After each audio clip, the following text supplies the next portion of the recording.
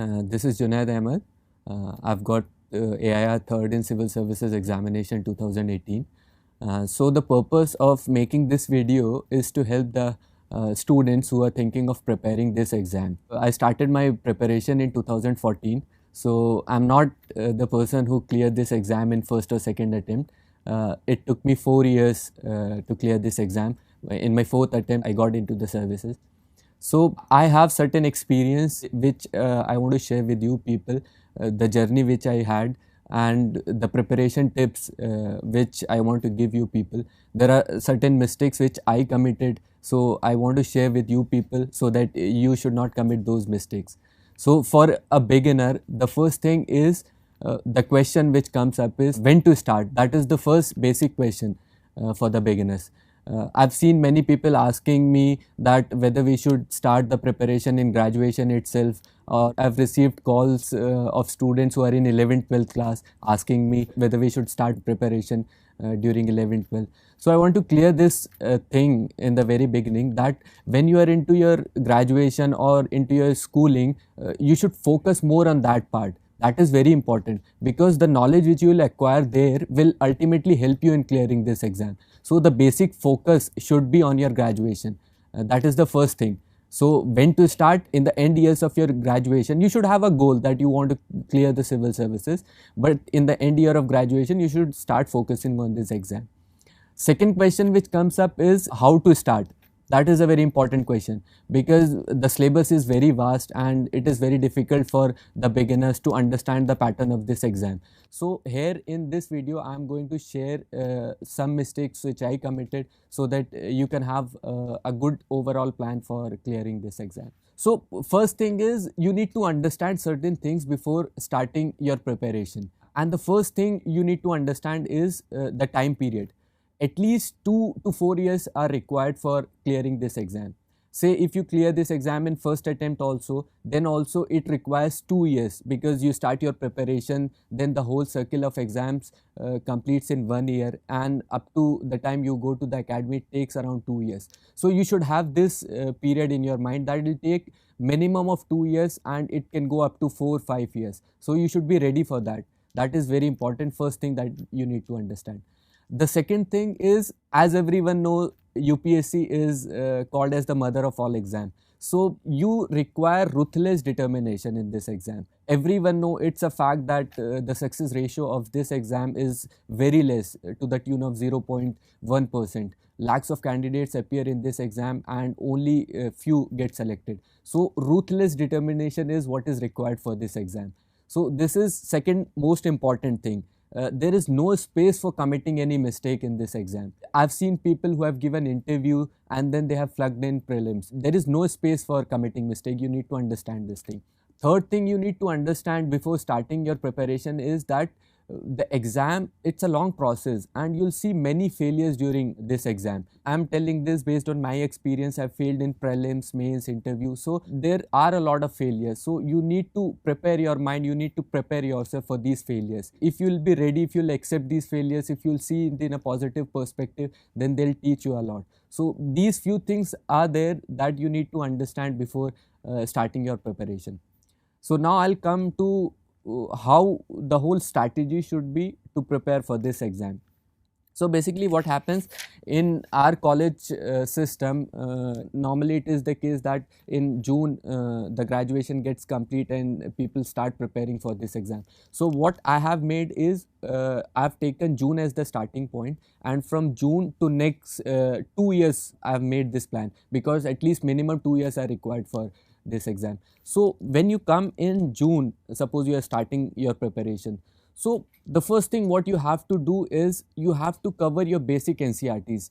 That is very important. That will make your base understanding of all the subjects, history, polity, social science and everything. So reading NCERTs is very important and you have to be very thorough with the NCERTs. Don't just read them to finish those NCERTs, read them to understand them in a very better way.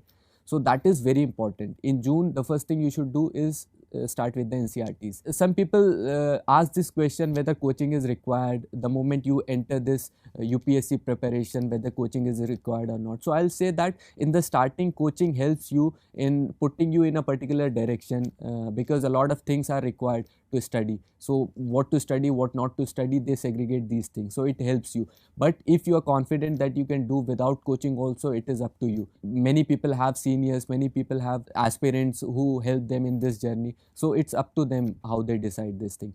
So from June to September, that is the first period where I'll focus upon.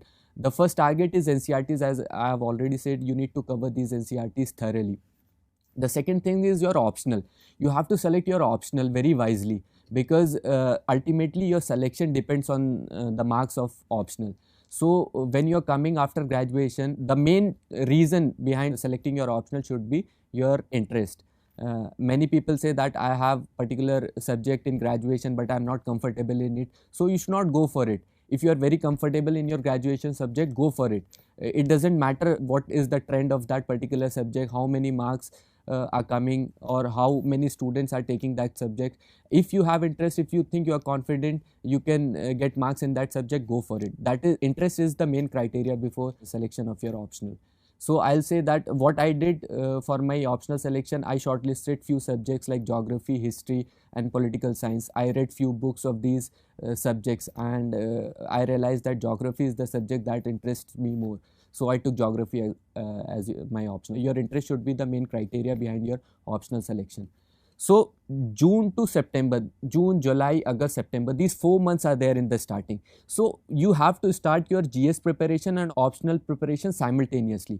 So when NCERTs are covered, you have to start your optional also. You can join any coaching for your optional, or if you think you can do self-study, you can start with that. So in these 4 months, you should focus these two things. So this is the first thing that you need to understand in these 4 months.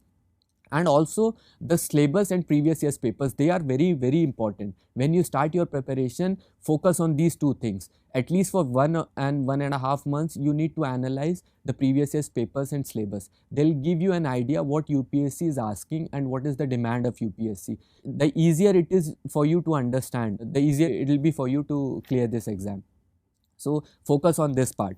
And people ask me that when you are starting your preparation, whether answer writing should be your priority, whether newspaper should be your priority. I'll suggest that in these 4 months, you should not focus much on newspapers and you should not focus much on answer writing. Answer writing in these 4 months you should do for the sake of writing only. I'll suggest on the weekends you can go for answer writing. Few questions of previous years you can write, and you can write some essays that you should write only to make it as a habit. That will help you.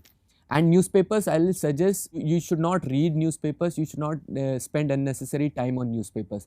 Just for the sake of reading, you can get into the headlines, but apart from that, you should not spend much time on newspapers in these particular 4 months. So this is what is the strategy for these 4 months. Now, the next period is from September to December.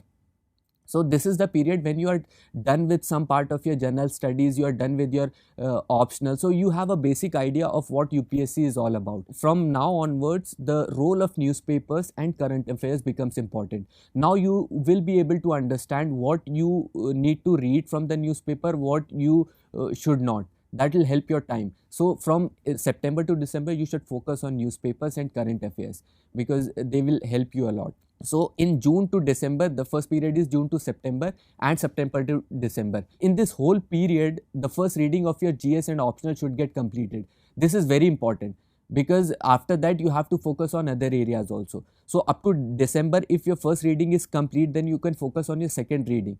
So the next period for me is from December to March. That is very important. So in this period, what you need to do is, as you are done with your general studies, as you are done with your optional, now there is a paper called ethics. If you take up ethics, in the starting itself, you will not be able to understand the demand of that paper. So December to March is the period from where you should focus on ethics paper. And second is the essay paper. You'll also be able to understand the demands of essay in this period only, when you will have covered the GS and the optional paper. And in this period only, the second reading should get completed from December to March. because revision is very, very important. You should understand this thing that whatever sources you have, whatever things you are reading, you should concise it as much as possible, because unnecessary going for different books, going for different magazines will not help you. You should concise your syllabus and revise it as much as possible. And in this period only you should develop this habit of note making. That is very, very important. So note making is something that will help you in mains as well as in prelims also. So in this period you should focus on your notes making. In another video I'll take up how to make notes. In this video I'm taking up what strategy you should follow. So this is the period from December to March where the second revision should be done, and the ethics and essay paper you should get an idea of, and you should start preparing your notes. So the next period, which is from March to June, usually the prelims is in June. So March to June should be solely dedicated for prelims. What happens that when you are starting in June and preparing up to next June, you have an integrated study. You focus on prelims, you focus on mains, everything you do. So in this particular period, March to June, you should focus on prelims only. So this is very important. So for prelims, you should do test series as much as possible. They are very, very helpful. They'll help you in getting an idea what kind of questions comes in the exam, and they'll help you in developing that thing, that how you are going to tackle this exam in the examination room. So test series is very important. Second thing which you should focus in this period is the time management. How you are going to manage your time. I've seen people who have flunked prelims and who are doing very good in the test series, and the only reason why it happened was because they were not able to manage the time because of the pressure which was there in the examination room. So this is very important. Third thing which you should focus in this period is the books in which the objective part of syllabus is more. For example, Spectrum of History is there, which covers the minute details which can be asked in the exam, and also these things are usually we forget these things, so you have to revise these things again and again. So Spectrum, Lakshmikant, and all these books which contain objective things, they need to be revised again and again in this period. So this is how you should strategize the things. Now the prelims day is in June, so up to June your whole strategy is fixed. As soon as you give the prelims, the main thing is you come and check the answer key whether you are clearing it or not. So it is important that you should start your preparation of mains from that day itself.